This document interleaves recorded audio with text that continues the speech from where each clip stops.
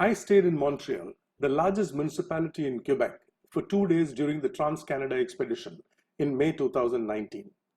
On the first day, I took in the View Montreal, which is the most happening part of the city and the waterfront. The Notre Dame de Bonsecours Chapel, the oldest in the city, was founded in 1684 by Saint Margaret Bourgeois, who is interred within the church. The Marche Bonsecours is a classic building testifying to the architectural style of the time. The imposing building served as a city hall from 1846 to 1878. The now renovated building houses trendy designer boutiques, cafes, and the like. The Chateau Ramezay is a vestige of the French days and is now a place to relive the 500-odd years of history of the city. The Hotel de Ville is an imposing five-story building and is a present city hall, the seat of Montreal government. The building that was completed in 1878 is a historic site in that it was the first in the country to have been built exclusively for municipal governance. The Nelson's Column in Place Jacques Cartier was built in 1809 and is considered to be the country's first war memorial and is currently the second oldest Nelson column in the world after the one in Glasgow. The Place d'Armes is at the heart of the historical tour, which offers many attractions. At the center of the square is a statue that pays tribute to Paul de Chomedy, one of the founders of the city. The square offers a glimpse of the different periods of the development of the city. It has the city's oldest building, the Sulpician Seminary, which dates back to 1684. The seminarians inhabited the building in the 17th and 18th centuries. The city's first parish is the Notre Dame Basilica that has magnificent interiors in wood, and the main chapel captivates visitors like never before. The light and sound show inside the church is so awesome that one will not forget it in years. The square also has the headquarters of the first Bank of Canada, the Bank of Montreal. The New York Life Building is the country's first skyscraper, built in 1888.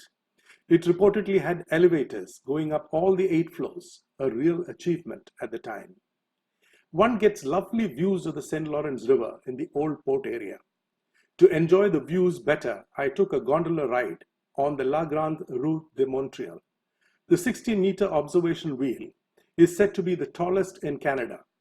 Its 42 gondolas are climate controlled, and I enjoyed the most brilliant views of the Jacques Cartier Bridge, the Marina, the Clock Tower, the Lawrence River, Old Port, and the entire neighborhood, including the Marche Bonsecours. Tents have been set up in the Old Port area that have been having shows by the famous Cirque du Soleil since 1984. The clock tower at the end of the marina is a memorial to brave soldiers.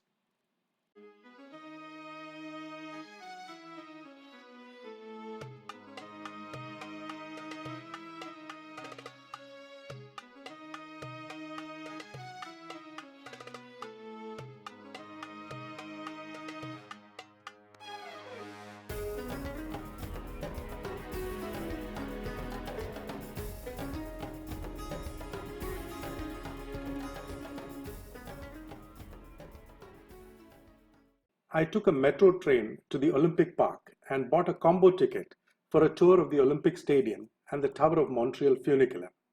Jean-Christophe was the guide.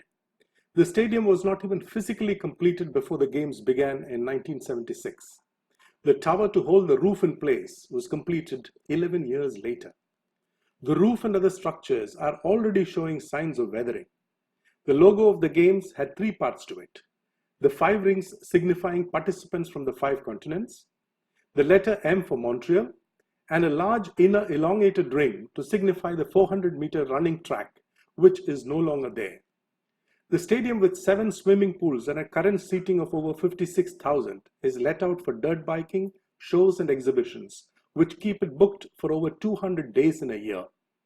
The Montreal Olympics was known for the exploits of Nadia Comaneci, the 14-year-old gymnastics wonder, who became the first ever to score a 10 in a gymnastics event at the Games.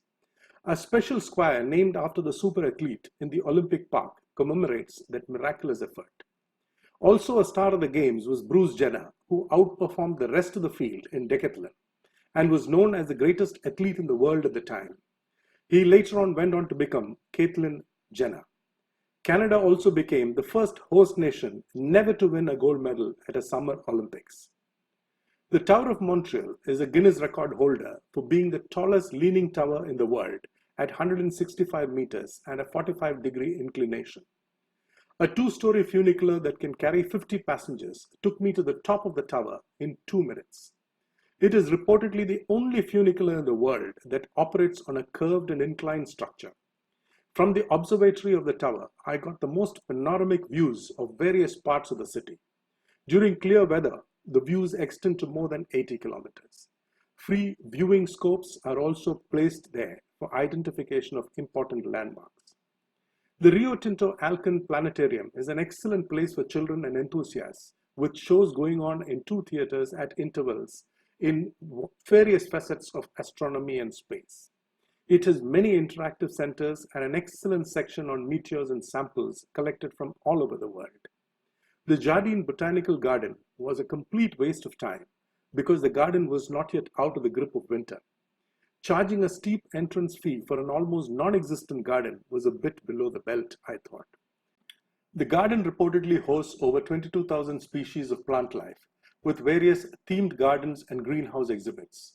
A similar experience awaited me at the Biosphere, which is touted as a must-see for its exhibitions, sensitization as eco-citizens, and environmental issues. The center was abruptly closed and visitors were asked to leave. The St. Joseph's Oratory at Mount Royal was an astounding experience.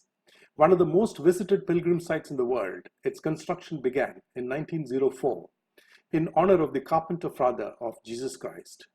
The shrine has a majestic building whose dome at 97 meters is the second largest after St. Peter's in Rome.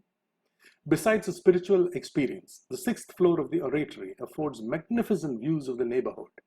I found pilgrims climbing the steep steps of the oratory on their knees. Such is the stuff of faith. The Center for History of Montreal shares the development of the city from the First Nations time to the present through audiovisual aids and immersive podcasts. Pointe-à-Callière is where modern Montreal was born in 1642, even though the place has been inhabited for over 4,000 years. Montreal is like no other city I have visited in Canada. While most of what I had seen in and around Canada was about order, cleanliness, and hygiene, Montreal provided contradictions. The work underway in many parts of the city made it dusty and dirty. Then there is the case of begging unlimited. The number of people seeking alms is like I have not seen in the rest of Canada. Only saving grace is that they are seldom aggressive. I do not know if it's the weather. The number of nutcases on the prowl is also high. People shouting, ranting, and violently gesticulating is not unfamiliar in the city. Despite all this, Montreal has a charm that most others don't have. Maybe it is the Europeanness of the city, or maybe just its internationalness.